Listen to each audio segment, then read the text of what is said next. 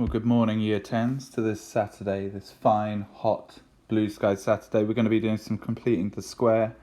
Just have a look at the screen. This is what it looks like when we expand two brackets that are the same, i.e. a square. That's what a square is, where you square a number. Now, just expanding a couple of brackets, you notice a little pretty pattern. And one of the things you notice is going to be to do with the x term. We see in this case we're getting two -5's coming out in the x terms, and the -5 comes from inside the bracket.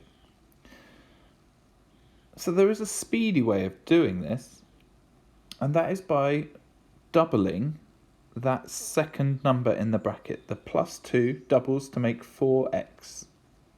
And you can see the two 2x terms being added together. Similarly, we double the -5 to get -10, and that's a quick way of jumping to our final answer.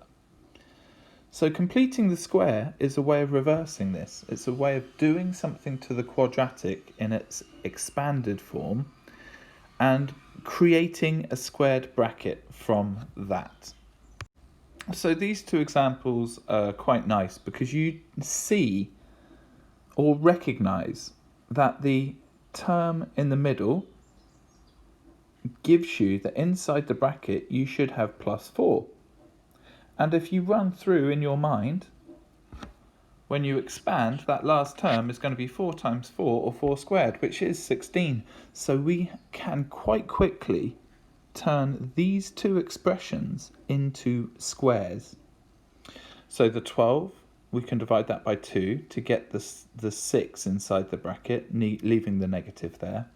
But then -6 times -6 is 6 squared, and that's 36. So those two quadratics are very easy to put in the form of a square. Okay, so that's all well and good, but what about when we have a quadratic that doesn't play by these rules? That does not give you that nice 16 at the end that we want in this case. If we've just got a 1, then what do we do? Okay, so it won't turn into a perfect square. Now that's why we call the method completing the square and not just the square.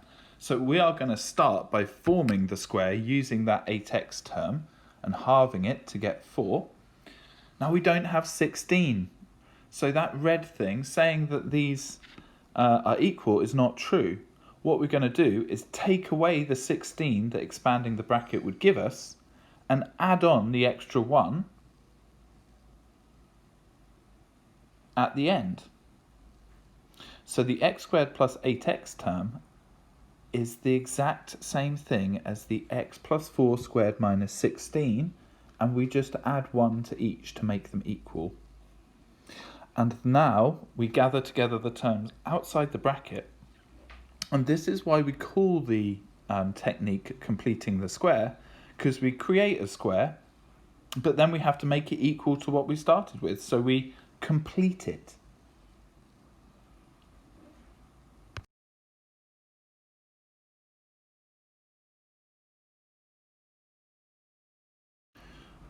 Okay, now for an example of how we use completing the square to solve an equation. If you want to complete the square, pause the video now and have a go at this. Leave the equals to 0 on and I'll show you the final steps.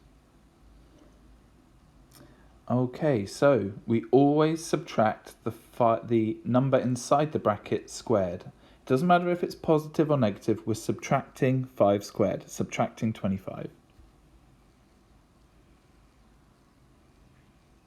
So outside that bracket, that -25 and the +3 make -22 as a result.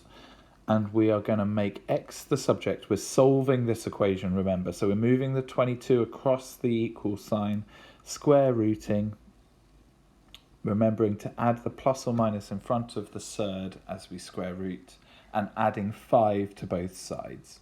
Now this will give us our answer in surd form. It's two solutions, 5 plus root 22 and 5 minus root 22. If you need to, or if you're asked to, you would be expected to figure those out in as decimal form using your calculator, but it's not too difficult. You put each of these into your calculators and press equals. SD rather. Okay, if you need any more help, please get in touch on Teams. Thank you very much. Have a great rest of the Saturday, and I'll be putting the test on Sunday.